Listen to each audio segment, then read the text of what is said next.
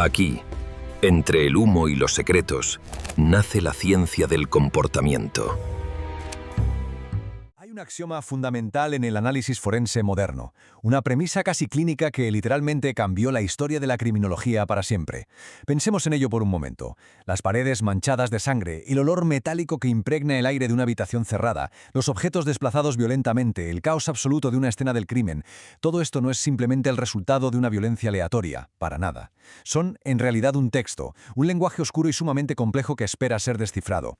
Durante décadas, los investigadores policiales se limitaban a observar estos escenarios buscando exclusivamente la huella física. Ya sabéis, el casquillo de bala percutido, la huella dactilar borrosa en el cristal o ese único cabello oscuro en la alfombra. Sin embargo, como establecen los registros históricos que vamos a examinar hoy minuciosamente, los elementos físicos dejados en el lugar de una agresión contienen un mensaje codificado mucho más profundo, uno que habla directamente sobre la personalidad del autor. Bienvenidos a este análisis documental. Hoy vamos a desgranar cómo las fuerzas del orden abandonaron la simple recolección de pruebas balísticas para atreverse a diseccionar la propia mente humana, mapeando paso a paso la patología del mal. El mapa de ruta de nuestra investigación forense rastrea una metamorfosis institucional sin precedentes en la historia policial. Vamos a sumergirnos en la inmensa y a menudo opaca evolución de la Unidad de Análisis de Comportamiento del FBI, la división mundialmente conocida por sus siglas en inglés, la BAU. Y ojo, porque no estamos aquí para repasar la ficción idealizada o el mito que nos ha vendido Hollywood. En absoluto. Vamos a adentrarnos de lleno en los archivos primarios de un aparato de seguridad nacional masivo. Estudiaremos cómo un puñado de psiquiatras y cirujanos que aportaban deducciones e intuiciones en la penumbra del siglo XIX acabaron sentando las bases de lo que hoy es un complejo y colosal sistema de inteligencia. Una auténtica arquitectura de vigilancia y perfilado psicológico que a día de hoy opera a escala global. Acto 1. Nacimiento del perfil. Los cimientos de la ciencia del comportamiento. Para comprender verdaderamente este cambio de paradigma radical, debemos retroceder en la historia y entender el contexto. El sistema policial tradicional se encontraba completamente paralizado. Eran absolutamente impotentes frente a crímenes que carecían de una lógica personal, pasional o de un motivo económico evidente. Hacía falta explorar las profundidades psicológicas. Y esto, curiosamente, no comenzó en los impolutos despachos de Washington. En plena época victoriana, en 1888, el cirujano policial Thomas Bond, inmerso en el insoportable olor a formaldehído de una lúgubre sala de autopsias en Londres, compiló el primer perfil criminal de la historia. Lo hizo analizando los cuerpos destrozados por Jack el Destripador. Dedujo, basándose única y exclusivamente en la atrocidad de las heridas, que el asesino era un individuo de hábitos solitarios, profundamente excéntrico y, sorprendentemente para la época, sin conocimientos médicos reales. 70 años después, en 1957, el psiquiatra James Brussel elaboró un retrato predictivo asombrosamente exacto del terrorista conocido como el loco de las bombas de Nueva York. Brussel llegó a vaticinar con un nivel de detalle que rozaba lo profético incluso el tipo de traje cruzado y abotonado que el sospechoso llevaría puesto en el momento exacto de su arresto. Pero la verdadera y metódica revolución institucional se fraguó en la década de los 70, y aquí entra en escena Howard Dwayne Tetten.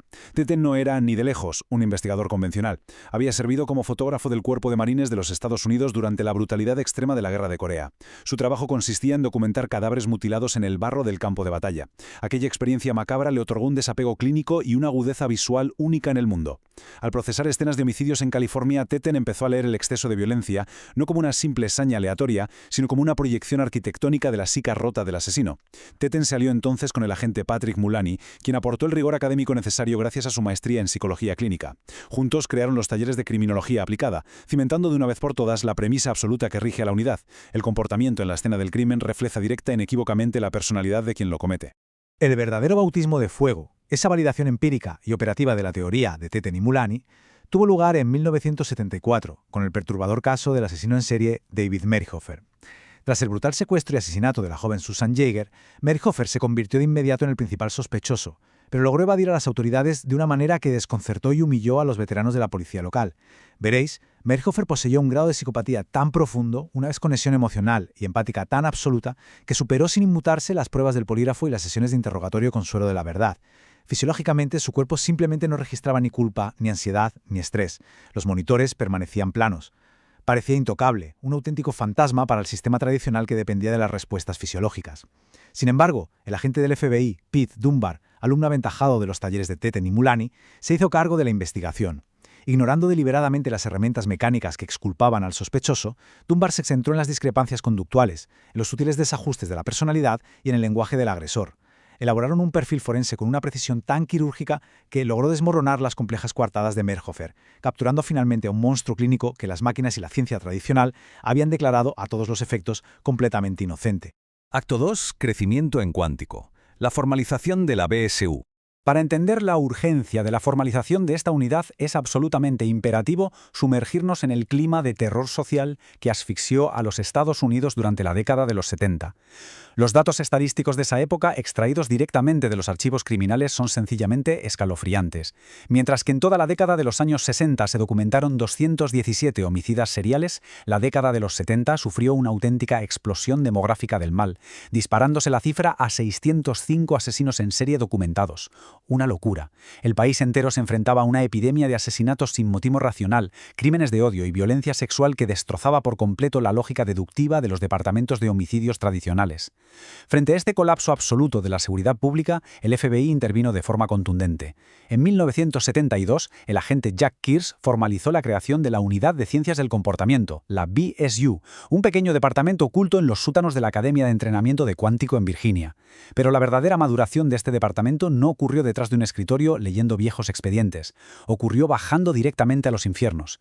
Los agentes John Douglas y Robert Ressler emprendieron un proyecto empírico monumental y francamente muy perturbador. Decidieron que para poder cazar a los monstruos de ahí fuera debían sentarse a hablar con los que ya estaban encaulados. Pongámonos en situación e imaginemos el ambiente opresivo, rancio y claustrofóbico de aquellas prisiones de máxima seguridad de los años 70.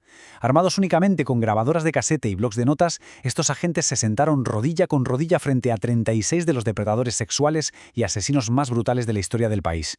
Extrajeron datos en crudo durante horas y horas de conversación de mentes laberínticas como la de Edmund Kemper, el gigante asesino de 8 mujeres, o John Wayne Gacy, el sádico contratista con 33 víctimas confirmadas enterradas en los cimientos de su propia casa. Ahora bien, todo este torrente de narcisismo, sangre y locura extraído de las entrevistas carecía de verdadero valor empírico e institucional sin la crucial intervención de la doctora Ann Burgess. Como pionera mundial de la enfermería forense, Burgess observó aquel inmenso caos de datos oscuros y obligó a los agentes a implementar una estricta y rigurosa metodología científica. Fue precisamente su mente analítica la que transformó las macabras y desordenadas confesiones de los psicópatas en una matriz de datos estructurada, cuantificable y sobre todo defendible y utilizable frente a un jurado en los tribunales de justicia. Esta rigurosa sistematización de la que hablamos desembocó directamente en la dicotomía que se convertiría en la piedra angular inamovible de toda su investigación empírica: la clasificación entre el agresor organizado y el agresor desorganizado. Si leemos esto como si fuera un informe pericial puro, las distinciones son tan clínicas como reveladoras. Un agresor organizado opera con una lucidez escalofriante. Hablamos de un sociópata altamente funcional que planifica metódicamente cada paso de su cacería. Selecciona a víctimas completamente desconocidas de forma deliberada para no dejar ningún rastro personal o círculo social que lo vincule. Utiliza artimañas, engaños y manipulación verbal para ganar control sobre la víctima antes de emplear la fuerza física. Y, muy importante, posteriormente invierte un enorme esfuerzo logístico en trasladar el cadáver a un lugar secundario, alterando la escena para dificultar o destruir por completo la evidencia forense. Poseen además un marcado rasgo narcisista que los lleva a seguir obsesivamente el progreso de su propio caso en los medios de comunicación, disfrutando del terror que generan en la sociedad. En un contraste absoluto tenemos la patología del agresor desorganizado. Este individuo es prisionero de su propia impulsividad, de un profundo desvarío mental o de una psicosis severa. Sus crímenes no son, bajo ningún concepto, el producto de un plan estructurado, sino estallidos de violencia caótica y oportunista. Atacan sin ninguna previsión, a menudo a víctimas que simplemente cruzan su camino cerca de su propia residencia o zona de confort. Dejan tras de sí una escena del crimen caracterizada por la brutalidad irracional y el caos visceral. Además, suelen abandonar el cuerpo exactamente en el mismo lugar de la agresión inicial sin molestarse lo más mínimo en ocultarlo. Aprender a leer las manchas de sangre, la disposición de la ropa y el abandono de los objetos bajo este estricto filtro binario permitió a los agentes del FBI deducir el estado psiquiátrico, el nivel socioeconómico y los hábitos de un criminal invisible. Una herramienta que lograba reducir masivamente la lista inicial de cientos de sospechosos locales en cuestión de horas. Acto 3. Maduración y tecnología. Conectando los puntos. A medida que la fama y la efectividad de la unidad crecían, la figura misma del asesino en serie mutó, adaptándose a su entorno como un virus. El criminal violento de los años 80 dejó de ser un depredador local y estático para convertirse en una amenaza altamente móvil. Utilizaban la enorme y recién expandida red de autopistas interestatales de los Estados Unidos para cazar a un ritmo implacable, cruzando constantemente las fronteras de los estados. En aquella época, debemos recordar, las jurisdicciones policiales eran islas burocráticas completamente aisladas en términos de información. Un homicidio brutal ocurrido en una remota gasolinera de Texas y otro exactamente idéntico cometido meses después en un arcén de Ohio se gestionaban con tragedias tristes y aislados. Simplemente no existía el flujo de datos. Para solucionar esta grave ceguera institucional, en 1985 nació BICAP, el programa de aprehensión de criminales violentos, concebido por Pierce Brooks, un legendario y obstinado detective de homicidios de Los Ángeles. BICAP obligó por ley a estandarizar la recolección forense a nivel federal. Este gigantesco ordenador central rastreaba no solo el modus operandi, es decir, las acciones estrictamente necesarias para cometer el crimen, sino de manera muchísimo más importante, los aspectos de la firma forense, que son aquellos rituales macabros y completamente innecesarios dictados puramente por las profundas necesidades psicológicas del delincuente. Posteriormente, en 1994, la llegada de los sistemas informáticos de ADN integró este análisis puramente conductual con la evidencia biológica irrefutable, consolidando definitivamente a la BIU como el nodo central indiscutible de la inteligencia criminal estadounidense. Y si hay un caso que expuso de forma trágica la vulnerabilidad estructural del viejo sistema y justificó el inmenso poder federal que la unidad estaba acumulando, fue el del infame homicida Ted Bundy. Bundy no solo era un psicópata carismático y encantador, era un auténtico estratega forense. Manipuló de forma magistral las enormes lagunas legales y de comunicación del país, cruzando impunemente desde el estado de Washington hasta Utah, pasando por Colorado y finalizando su dantesca orgía de sangre en Florida. Él sabía perfectamente que el sheriff de un pequeño condado rural no intercambiaba expedientes con la jefatura de policía del estado vecino. Las fronteras jurisdiccionales le servían literalmente como un escudo táctico de impunidad. De hecho, en las históricas audiencias del Congreso estadounidense de 1986 sobre el papel federal en crímenes violentos, se dejó testimonio oficial de esta gravísima impotencia institucional. Se dictaminó que, dado que depredadores transfronterizos como Bundy cruzaban deliberadamente las líneas de los estados para diluir y borrar sus rastros, el gobierno federal no solo tenía el derecho, sino la obligación absoluta y moral de intervenir, arrasando con los límites jurisdiccionales locales para conectar los puntos ciegos y detener la masacre. Para poder neutralizar de una vez por todas a esta amenaza sin fronteras, los perfiladores de la unidad tuvieron que diseccionar con frialdad matemática la patología específica de caza de Bundy. Y es que sus homicidios no eran en absoluto aleatorios, respondían a un ecosistema de depredación con reglas estrictas y obsesivas. Según los crudos registros forenses de la época, la lógica de selección de Bundy fue meticulosamente descifrada. Citando los informes internos que se generaron, el asesino operaba bajo el siguiente esquema. Y cito textualmente, seleccionando de forma exclusiva como objetivo a mujeres de raza blanca, jóvenes, morenas, con el pelo largo y liso y peinadas con la raya en el centro, abordadas habitualmente en entornos como playas o campus universitarios y utilizando con frecuencia tácticas de manipulación como portar un brazo falso en cabestrillo para generar una empatía artificial y una falsa sensación de seguridad en la víctima antes del asalto físico. Leer la frialdad escéptica de este análisis documental a día de hoy sigue siendo profundamente perturbador, ya que en cierto modo reduce la vida humana a un mero conjunto de variables operativas y estéticas en un folio. Pero hay que admitir que esta reducción quirúrgica permitió al FBI hacer algo que nunca antes se había intentado a esa escala gubernamental: aislar el entorno de caza para anticiparse a los movimientos del agresor, logrando por primera vez advertir a un sector demográfico altamente específico de que estaban siendo cazadas activamente en sus propias calles. Acto 4. El momento actual. Expansión y contrainteligencia. Bien, llegamos al presente. La inmensa y a menudo silenciosa expansión burocrática del FBI moderno dividió a la humilde división original de los sótanos de Quantico en 5 unidades separadas, altamente especializadas y letalmente eficientes. El análisis del perfil criminal dejó atrás hace mucho tiempo la era romántica de los detectives solitarios persiguiendo a asesinos en serie locales. Hoy en día, la BAU está directamente integrada en el Grupo de Respuesta a Incidentes Críticos, un poderoso brazo táctico y paramilitar del gobierno de los Estados Unidos. Fijaos en la estructura actual. La Unidad 1 se encarga exclusivamente del contraterrorismo y el uso de explosivos a gran escala. La Unidad 2 perfila a actores en delitos de cuello blanco, amenazas cibernéticas y corrupción política de alto nivel. Las unidades 3 y 4 rastrean los homicidios y delitos atroces contra menores y adultos a través de bases de datos masivas. Y finalmente, la Unidad 5 ejerce como el cerebro académico, formulando nuevas doctrinas y metodologías de inteligencia. El punto de inflexión fue claro. Tras los trágicos atentados del 11 de septiembre, esta ciencia conductual empírica fue asimilada por completo por la enorme maquinaria del Estado, convirtiéndose en un instrumento estratégico prioritario, dirigido implacablemente hacia la contrainteligencia y la guerra global antiterrorista. Para comprender verdaderamente este giro dramático en la historia forense, este paso de cazar psicópatas civiles en callejones a operar como inteligencia militar pura en zonas de conflicto, debemos sumergirnos obligatoriamente en la evidencia documental primaria. Lo que tenemos frente a nosotros son memorandos oficiales del FBI desclasificados, correspondientes al turbulento año 2003.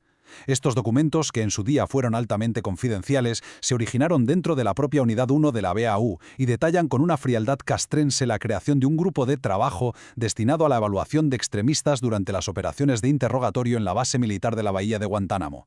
Prestad mucha atención, porque el archivo oficial desclasificado dicta literalmente lo siguiente, y procedo a la lectura rigurosa y literal de este expediente de evaluación de amenazas. En el clima actual de seguridad nacional tras los recientes eventos globales, la Unidad 1 de Análisis de Comportamiento ha sido oficialmente designada como el principal eje analítico para la comprensión sistemática de los grupos extremistas insurgentes. La misión fundamental de la división ha trascendido con carácter de urgencia la mera resolución de incidentes criminales aislados o domésticos. En este nuevo contexto de amenaza asimétrica, los agentes perfiladores y los especialistas en ciencias del comportamiento deben ser desplegados inmediatamente en entornos de máxima seguridad y extrema volatilidad, incluyendo centros de detención internacionales operados por el Departamento de Defensa para llevar a cabo la recolección intensiva de inteligencia táctica y estratégica. El documento desclasificado continúa detallando los métodos precisos y procedo a reanudar la lectura literal del archivo del año 2003. De particular interés y extrema preocupación operativa para el liderazgo de la Unidad 1, especialmente en medio de nuestra guerra global contra el terrorismo asimétrico y las redes clandestinas, es cómo el Buró Federal de Investigaciones puede obtener información vital, verificable y procesable de aquellos individuos retenidos por su profunda involucración en actividades terroristas. Se vuelve un imperativo táctico incuestionable comprender mejor no solo la mentalidad clínica y los patrones de pensamiento radicalizados de esos terroristas, sino diseccionar, documentar y catalogar minuciosamente las influencias culturales, políticas, religiosas y económicas subyacentes que pueden haber contribuido irrevocablemente a su decisión final de alinearse con causas radicales y métodos violentos. El objetivo primordial e indeclinable de estas evaluaciones prolongadas de comportamiento, llevadas a cabo en entornos severamente controlados como la bahía de Guantánamo, es la elaboración de un corpus táctico de interrogatorio predictivo. Hablamos de un manual forense y conductual que permita a nuestros operativos desplegados en el terreno quebrar sistemáticamente la resistencia psicológica del sujeto durante las sesiones, anticipar y desarmar sus tácticas de engaño en tiempo real y, en última instancia, mapear y desmantelar células extremistas enteras mucho antes de su activación operativa definitiva contra objetivos nacionales o aliados. Fin de la lectura textual de los extensos archivos clasificados. Queda así demostrado y documentado de forma irrefutable mediante el propio rastro de papel de la agencia que la ciencia de la conducta humana, nacida en los lúgubres sótanos de criminología, se había fusionado por completo con las implacables doctrinas de guerra del Estado moderno. No obstante, y como la historia nos enseña constantemente, la naturaleza del crimen nunca permanece estática. La amenaza dominante en la sombra ha vuelto a mutar de forma drástica en nuestra década actual. Los testimonios oficiales más recientes vertidos ante diversos comités del Congreso son demoledores y muy claros. El enemigo primordial a batir ya no es exclusivamente la organización terrorista internacional, fuertemente armada, jerarquizada y financiada, sino el concepto moderno de los extremistas violentos nacionales. Hablamos del surgimiento masivo, silencioso e impredecible de lo que comúnmente se conoce como lobos solitarios, individuos aislados, movidos por oscuras ideologías raciales, políticas o sociales, que se autorradicalizan sin jamás abandonar la soledad física de sus habitaciones, sumergidos por completo en el vasto anonimato y las densas, tóxicas cámaras de eco que ofrece Internet. Estos sujetos operan con una desconexión táctica absoluta respecto a cualquier grupo centralizado o líder visible, lo cual plantea un desafío analítico y forense casi insalvable para las fuerzas de seguridad contemporáneas. La gran pregunta, la que realmente aterra a los investigadores hoy en día es ¿cómo perfilas, cómo rastreas y sobre todo cómo detienes a un fantasma digital que no deja huella física alguna y cuyo único rastro criminal es un cambio sutil en sus patrones de navegación web, radicalizándose en completo y sepulcral silencio hasta escasos minutos antes de salir por la puerta para perpetrar una masacre? Acto 5. Legado y vigilancia. El paradigma de la prevención. El tenso panorama moderno certifica de forma innegable que el verdadero legado de la Unidad de Análisis de Comportamiento ya no reside en investigar crímenes y atrapar a criminales semanas después de la aparición de los cadáveres. Se ha materializado un cambio de paradigma monumental y silencioso hacia la pura intervención preventiva. En el año 2010 se instauró oficialmente el Centro de Evaluación de Amenazas de Comportamiento, conocido en los círculos de inteligencia como el BTAC. Se trata de una portentosa fuerza operativa a nivel federal que aúna el poder analítico del FBI, el peso táctico del Departamento de Defensa y los recursos de diversas agencias de inteligencia nacionales. Su directriz principal y declarada abiertamente es la intervención temprana para mitigar actos de violencia dirigida. Pero aquí es donde el rigor documental nos exige, como observadores analíticos, detenernos y escudriñar muy de cerca la letra pequeña de sus operaciones. Resulta que la agencia ha adoptado el uso oficial y rutinario del término personas de interés. ¿Qué significa esto? Significa que están rastreando de forma proactiva individuos que, basándose puramente en la inmensa recopilación de metadatos, en su actividad online y en algoritmos opacos de comportamiento psicológico, se considera que avanzan por un hipotético camino hacia la violencia. El Estado coordina entonces intervenciones directas a nivel comunitario, psiquiátrico y policial sobre ciudadanos específicos, marcados irrevocablemente por sus datos predictivos, mucho antes de que estos ciudadanos hayan cometido infracción alguna tipificada legalmente en el Código Penal. Ante este abrumador y gigantesco poder concentrado de vigilancia predictiva que manejan las autoridades, el ámbito académico, legal e independiente plantea una objeción profunda, crítica y sumamente incisiva. ¿Es verdaderamente el perfilado criminal, tras todas estas décadas, una ciencia forense empírica, cuantificable e intachable? ¿O en el fondo sigue siendo un arte intuitivo y oscuro, hábilmente disfrazado de método científico? Criminólogos, investigadores universitarios y estadísticos externos advierten constantemente sobre la enorme y preocupante dependencia que esta disciplina mantiene sobre los instintos subjetivos de los agentes perfiladores, quienes operan con un margen de interpretación peligrosamente amplio frente a datos inherentemente ambiguos. Y los datos empíricos, cuando se examinan bajo la luz fría y desapasionada de las matemáticas, desmontan cruelmente el mito invencible de la infalibilidad policial, arrojando luz sobre un margen de error verdaderamente inquietante. En los círculos académicos y criminológicos se estudia de manera rutinaria el riguroso y extensivo análisis realizado por el investigador Anthony Pinizzotto en el año 1984. Y los números, como suele decirse, no mienten. De 192 investigaciones activas y complejas, donde los departamentos de policía locales solicitaron y utilizaron un perfil psicológico formal proporcionado por la mismísima agencia federal, los datos revelaron que este perfilamiento conductual, tan reverenciado, tan solo logró ayudar a identificar directa y fehacientemente a un sospechoso principal en 15 ocasiones. Lo repetimos porque es un dato brutal: 15 aciertos directos de 192 casos analizados. Este alarmante fracaso estadístico subraya la existencia y el inmenso peligro de lo que en psicología clínica se denomina el sesgo de confirmación.